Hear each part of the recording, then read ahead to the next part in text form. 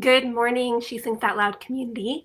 Today we are talking about feminine wisdom and in particular how that relates to you feeling fully expressed in your creativity, feeling that you can really unleash your voice into the world. So I've been receiving a lot of requests lately about the feminine and some desire from you for me to speak more about this and specifically about feminine archetypes and how we can call on these for inspiration in our creative process. And I will be speaking about specific archetypes over the next month or so. And I'm definitely curious if there are any archetypes that you work with or that you would like me to speak about. If you have any specific requests, let me know. But I thought that before we really dive into archetypes, we should talk a little bit about what we mean by feminine. What is the feminine? What is the sacred feminine? Okay. So we're speaking here not about any kind of external or physical representation of what society has deemed the feminine. Okay.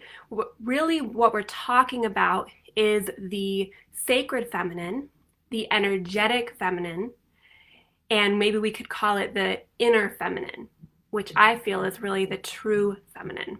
Okay. And this is a quality or an energy, or we could say a divinity that really resides in all genders. Okay. The birthplace of the feminine is our deepest wisdom, our inner life.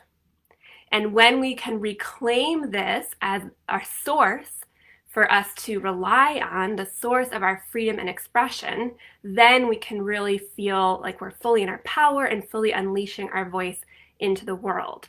This could otherwise be known as what I call is our soul sound, our most true creative expression. And our confidence comes when we are able to really connect to this wisdom and express it. And the reason for this is because our society has caused us to be so cut off from our feminine. So I'm going to talk a little bit later about balance of the masculine and feminine.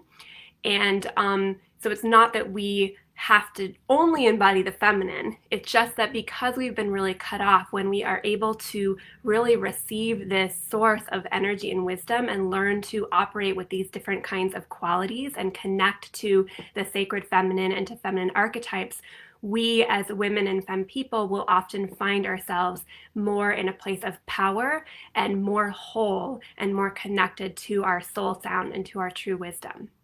Okay, so another way to think about this is that the feminine is a way of being. It can also be a way of taking action and of doing, but in its essence, it is a way of being, and it is a way of, again, showing up in our truth and showing up connected to the deepest source of our creative expression. So I am not at all the authority on this, and I've done a lot of research and a lot of study and a lot of inner reflection, a lot of personal work. I've studied with lots of different teachers who I feel are experts on this. And yet I really believe that as modern women and femme people, we are discovering this together. Okay, we are rediscovering her and learning to embrace her collectively. So I'm really open to your thoughts, to your feedback, to your own exploration of this. If there's something I'm saying that you feel isn't true for you, please let me know. If there's something that I'm saying that resonates with you that you would like to discuss more, I would just love for this to be an open dialogue, because I think that's really important, because we're also are individuals. So this isn't going to show up in one single way for everyone. In fact, in some ways, I think that is the essence of the feminine, is that she can show up in so many different ways that we can't really pin her down. Okay, so I think it's really important to discuss and explore this in community, and the She Sings Out Loud sisterhood community is here for you to do that. Okay, so I would love to hear your voices, to reach out and hear your thoughts and reflections. Okay, so you can also feel free, you can comment below this video, you can just do a post in our group, or you can also feel free to DM me or comment on the She Sings Out Loud blog. I also will be sending this out over email, and so if you're not on our email list, you can go to shesingsoutloud.com/list, and then you can respond directly to the email that I send out, and we can have a dialogue that way, okay? So I already said this, but the feminine really can't be pinned down, right? So I want to talk a little bit more about that. So the feminine is a little bit elusive, and that really is part of her power. So she, in many ways, cannot be named anything specific. But in the process of trying to name her, we can call forth her wisdom. But she isn't any one thing. She shows up in many ways, and again, she shows up individually in different ways for us. And that often also depends on the interaction that we've had with her energy. Excuse me, these allergies lately have really been getting to me. It's got a little phlegm in my throat. So if you didn't catch last week's video on vocal health, I highly recommend that. And I have to admit that I definitely need to do a little bit more of what I've been recommending to you because I'm still having this phlegm and allergy stuff going on. So I'm going to do my vocal steam baths and some other things later today. So again, it's going to show up, feminine's going to show up differently individually, and this may have to do with how we've interacted with her and how we have either allowed her to be part of our experience or maybe we've suppressed her. Okay, so there may be certain qualities that we really embody naturally and other ones that we haven't interacted with at all. And I just invite you to explore and to try them all on. And then again, to share your own insights. And together, I think we can really discover all of her aspects. Okay, but just to know that she is a little bit elusive. That's really important to think about, okay? The masculine is a little bit more tangible, it's more linear, it's more solid, it's more existent in form, it's more existent out here in the world, partly because society has accepted the masculine more, and partly because that's one aspect of the masculine is to be outward, where one aspect of the feminine is to be more inward. Okay, so again, that's why sometimes she can be a little bit difficult to find, not just because she's been suppressed, but because she is not necessarily the same kind of form, matter, and solidity as the masculine. She is space and light and pure energy and elemental. Okay, because of this, really, she is in many ways the creative process itself. So a great way to discover the feminine is directly in your creative process. And when you are looking for her in your creative process, it's really important to be in a state of more improvisation and free flow, and a little bit less in your critical linear mind, which is more of the masculine, okay? Because she will emerge as you're in that kind of spacious exploratory space, okay? So often this fear that we can have of the blank page or of diving into the unknown, which is the birthplace of all creativity, often that comes from our inability to really relate with the feminine, to call her in, to invite her, because we've spent so long, really a lifetime, just rejecting her and suppressing her, or in essence, just kind of being afraid of her or being unsure of how to embrace her because she is so elusive. She is space, she is light, she is pure energy, she is elemental. And in our society that tends to be so much about our mental thinking and so interested in pinning things down and making them clear and solid and in some ways manageable, right? It can be so easy to kind of lose her in all of that. So I really think this is why we've sort of lost touch with her as a society, that there has definitely been some direct suppressing of her, but also I think it comes from our own fear as human beings of resting in the unknown. Okay, we're a little bit afraid of what is magical and mysterious. We're afraid of what we can't pin down. So I think this tendency towards wanting to make things solid and real and to understand them from this mental place and how that makes us feel comfortable and safe is part of why I think we have lost her and suppressed her, okay? And we know as women and femme people, as any gender identity, non-binary or non-hetero, that doesn't fit into the kind of simplicity of the masculine regime. Any of us who have experienced that, we have really felt these effects of this oppression, and we have felt the effects of other people and our own fear of that which is unknown, that which is elusive, that which is magical and mysterious. Okay, so we know that we have been dealing with that, and though we need to do everything in our power to really fight that external oppression, right? And we really need to continue to do that because there is still so much work to do when we're talking about empowering the feminine out there and empowering women and femme people and non-binary people and anyone who doesn't fit into that masculine regime, right? Non-hetero, all of that. We have so much work to do, okay?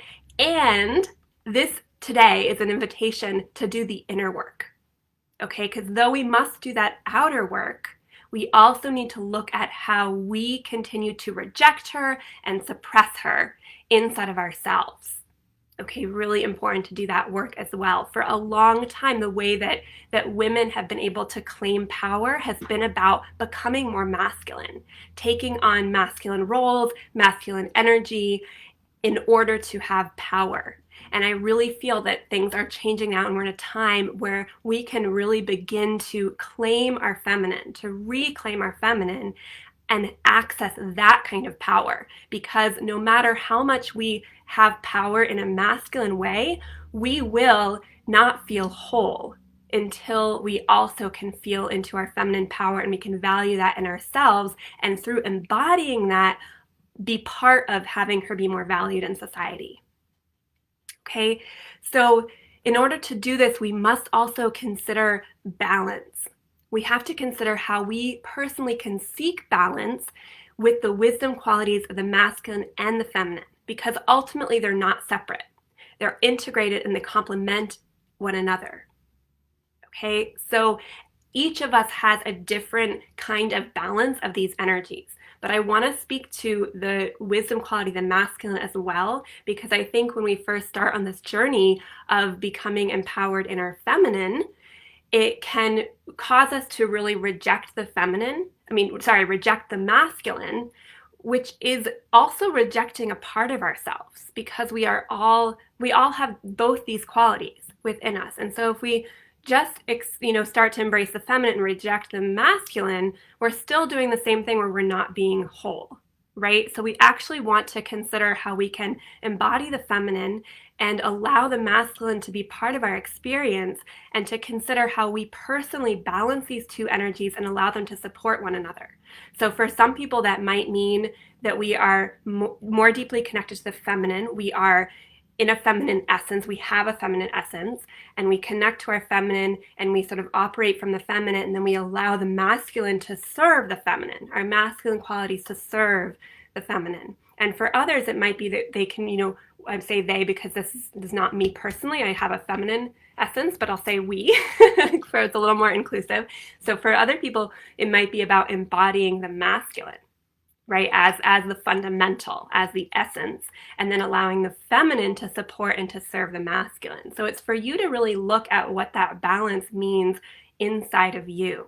And again, it doesn't have anything to do with gender. And at the same time, most people who identify as woman or as femme are going to find that being in their feminine essence and then allowing masculine qualities to serve the feminine is where they find balance. Okay, and this is coming from my own experience as a woman who has a lot of strong masculine, and I really appreciate my masculine. And yet, when I've been always operating from that masculine, it can become very aggressive, and I can feel really cut off from my core and my center. And so it's been important for me to learn to embody the feminine and then allow that quality that I have to really be disciplined and to think critically to serve the expression of my feminine essence. Okay. So in my experience with all of my students, when we're talking about this journey of seeking wholeness and seeking power and seeking confidence in sharing our music, because we've been raised in a society that rejects the feminine and honors the masculine, the work we have to do is to really deepen our relationship with the feminine, to align with her until we can start to feel more whole and sort of less polarized, right? And we can really integrate these qualities of the masculine and feminine and thus sort of put in the missing pieces of ourselves. So again, the work we need to do is to really discover what the feminine is, and to also do that without rejecting the masculine, and to consider what are the wisdom qualities of the feminine and the masculine. And what are the neurotic qualities of the feminine and the masculine? And how can we overall have more wisdom? Okay, have wisdom and wisdom, feminine wisdom, masculine wisdom, for most of us serving feminine wisdom in the seat of power, okay, with the masculine serving for most of us. But again, to look at your own way that you would balance this, okay? So we have to also call out the false feminine when we're doing this work, because it could be really easy, again, to just say all of the feminine, all things that I feel are feminine, I'm just embracing all of that and rejecting the masculine, but that's not going to have us feel powerful. So we have to really consider, what is the wisdom quality of the feminine? What is the false feminine, which could be another way that we've tried to have power. So for some of us, it could be becoming more masculine to have power. For some of us, it could be working more with the false feminine as a way to get power. Okay? And we want to return to a place of the wisdom quality of the feminine and allow that to rule and arise within us, because that will be our true power. Now notice I'm not actually naming exactly what these things are. And I will do that in the future. I may do it a little bit later on, we'll see. But I'm purposely not naming it because I think it's really important for us to each begin to examine this on our own, to just consider, what is the false feminine? What is the wise feminine for yourself? Do you notice if there's places in your life where you have operated from the false feminine as a way to get power and it hasn't felt very good? Or are there ways that you have operated from the feminine, which is more of what society has projected onto you as being the feminine? And what is really the true feminine, the sacred feminine, the wise feminine? And again, as we get into some archetypes later in the next month or so, hopefully that will become more clear. But for now, I just want you to start investigating. Okay, so it's really important as we do this examination to consider what our habits are. What is the learned behavior? What is the patterning that we have within ourselves when it comes to relating with the masculine and the feminine? And in particular, in this conversation, the feminine. Okay, what are the habits and how have they not served us? So we're specifically looking at the more negative habits, the things that have had us feel less than, have had us feel incomplete, have somehow cut us off from our true source of creativity, our expression. What is it that interferes with our confidence? And when I'm talking about habits, they may be actual physical habits of how you go about your life, but more than that, it's probably mental habits. What are the stories you tell yourself about the feminine or about your ability to make music, to put your voice out there in the world? And is there some kind of either false feminine at play? Is there a negative aspect of the masculine, such as aggression, at play? And what would it take to start to embody feminine wisdom as a way to create new habits? Okay, so we're considering what is missing. When we first start to look at the feminine, that's really where I think we can begin. So again, I'm not going to give you the words yet. I want you to think about what is missing in your experience of wholeness. What have you not allowed yourself to be? What are you longing for? Where do you feel less than whole? Where do you feel less than fully self-expressed, fully unleashed in your self-expression? So again, this is about finding balance. Finding balance, shedding layers of the masculine energy that's not been serving you, and considering what is missing and what have you been longing for. So with that, who is she? Who is the feminine? So I want you to begin by just examining. And then to start getting in touch with her, I'm going to lead you through a little bit of a meditation. And this is intended to just begin to allow her natural wisdom to arise. So again, she can feel unnameable, elusive, so spacious that it is difficult to pin her down. So rather than going at this from a mental place, which is more the masculine, we're going to do this from a body place, where we're going to feel into her and see if certain words or phrases or experience bubble up as you do this practice. So we're allowing her to speak through us and reveal herself. We're listening for her rather than trying to project something onto her, which is what we have done as human beings throughout the ages. All genders have done this. Society has done this, right? Projected what we think the feminine is, which is also great to take account of, to do some journaling. What have you projected as the feminine? That's maybe more of the false feminine, right? And this is about listening to her, just asking your own body and your own self, your own energy. Who is she? Who are you? Please reveal yourself to me. Okay, and as I talk later in the month about this month and probably next month about archetypes, you could actually call on these archetypes, these goddesses. And if you have any relationship with archetypes or goddesses already, I invite you to do this as I lead you through this meditation, to really invite her to speak through you. So I'll just share with you that I have my lovely Saraswati, who is a Buddhist Dakini. Dakini meaning goddess, although I'll talk about that later this month because it means much more, not necessarily more, but it's a little bit distinct than just what goddess means. So Dakini, and she is, the sacred archetype of music and creativity and self-expression. So she is here with me and with us as we do this body meditation. And again, whatever tradition you resonate, whatever you come from, spiritually, religiously, I just invite you to allow that to be there. So she is here with me because that is something that I resonate. You're invited to take her on as a support in this moment. If it is a tradition that doesn't speak to you, you do not need to take her on, and you can really call upon the archetypes that work for you. Okay, and we will be going into archetypes from different traditions over the next couple of months.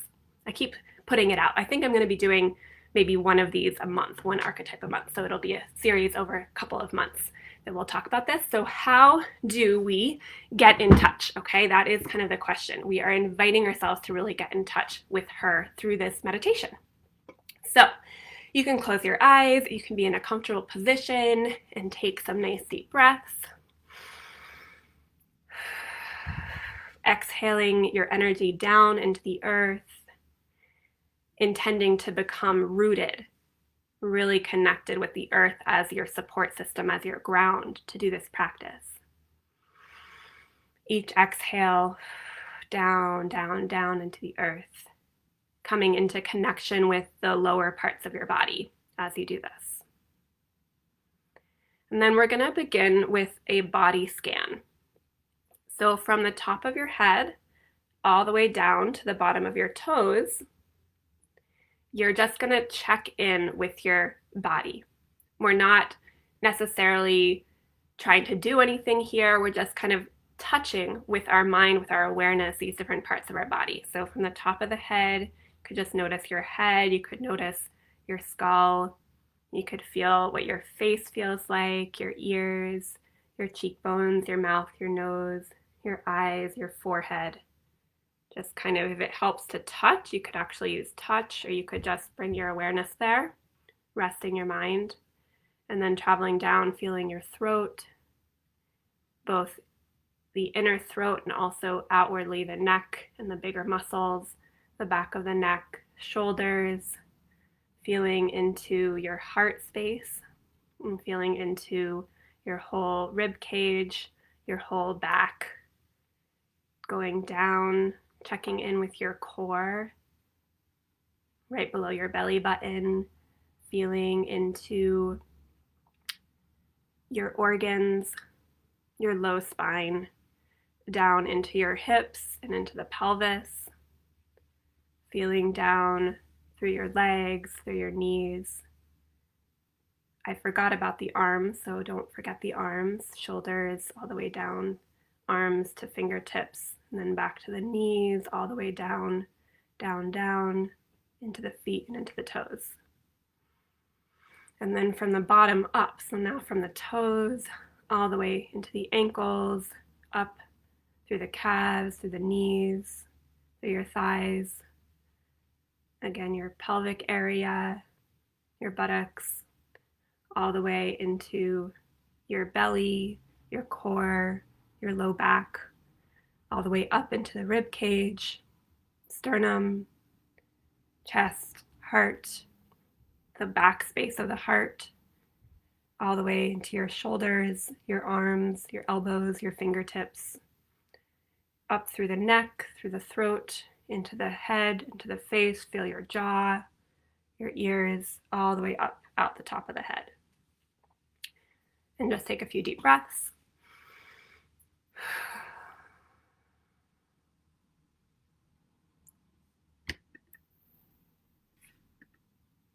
It's possible that some of that got cut off and paused because my computer went to sleep somehow. So hopefully you got that. And if not, we were just doing a body scan from the top of your head down to your toes and back up, just checking in with your awareness on your body. Okay, so then the next little piece here is to actually tune in to the sensations of your body, to any sensation that feels strong. So notice where your awareness gets pulled to.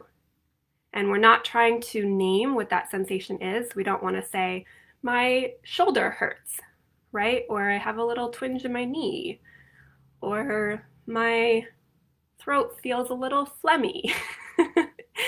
So we're not naming the thing that we think it is. We're just tuning into the sensation. And this is really important. This is about going beyond the linear mind and just really touching what the experience is. So checking in with what is your awareness pulled to immediately as you just consider your body? And letting your awareness get pulled there. And then start to just kind of be with that and investigate it. So see if you can find where that sensation begins or where it disappears, or is it actually connected? Is it more connected to a sense of wholeness? Does it move? So as you touch it and start to examine it, and again, not labeling it, but sort of with an open mind, thinking about, what is this? How does this feel? Does it start to change or does it stay the same? So you could do this for a little while. For the sake of time, I'm going to just continue to move on. So after you've done that, you've just checked in with your sensation, and the intention of that is to deepen your relationship with your body, to just really feel what's happening while dropping the labels, and to just notice how we are whole and how there really is no beginning or ending to any part of our body, that it really is all connected. And I'm saying that to you, but ideally you would do the investigation and start to discover that for yourself. So then, now after doing that, hopefully you feel a little more whole and put together in your body, and then you can bring your awareness to your core. And this is the source of our creative expression, and it's the source of our intuition and our wisdom. So we're going to check in with the core as a way to invite the feminine to speak through us. So you can feel into your core, and you can imagine a glowing ball of light, if that's helpful, that is in your core. But the intention here is to really connect with your core. If you are struggling to connect with your core, that is the first practice to connect with the feminine. Okay, so it is, again, difficult to really embody her if we cannot embody our own body, or if we cannot be connected to our core, because that is really the source of our intuition, and intuition is so much of what gives rise to the feminine. Okay, it's one aspect of the feminine. There's so many more, but it's definitely where the feminine will start to become clear for you. So that invitation is just to breathe into your core. You could, again, rest your awareness on your core, and just with an open question and an open mind, just check it out. Invite anything to arise, any intuition, any words, any phrases. Again, trying to stay away from putting on and projecting a label, but allowing anything that arises to come. And you could just ask, what is the feminine? What is the feminine? Or you could ask, what am I longing for? What am I needing to fully embody? Where do I feel cut off from my true source? Where do I feel cut off from the feminine? What is my instinct and intuition telling me about the feminine, and where I can work to embody her more fully? What have I not allowed to speak through me, to move through me, to be expressed? How have I not allowed myself to be a certain way? And is that an aspect of the feminine that I could move into? So we want to keep these questions open. We're not trying to find hard conclusions. We're just listening and inviting the natural wisdom of our body, our core, our instinct, our intuition, and our being to really arise. So stay open with your mind and avoid going into stories, and just rest with these questions and breathe into them. And when your mind wanders, just come back to your breath, come back to your core, and just see what happens. It's important to allow any feeling and emotion to arise without going into that story behind it. So try to experience the pure sensation, asking these questions, continuing to intend to connect to your core and allow this to arise. Okay? And then the invitation is to journal about your reflections. And over time, when you do this process, you will start to have some insight into the feminine. And I do want to leave you, I wanted you to do this practice first, but I do want to leave you with a couple words to consider. And these are just some of what I have discovered and what my students have discovered as aspects of the feminine. Okay, these are just some. And I specifically chose a few of them that maybe we don't at first consider. So I want you to maybe consider these.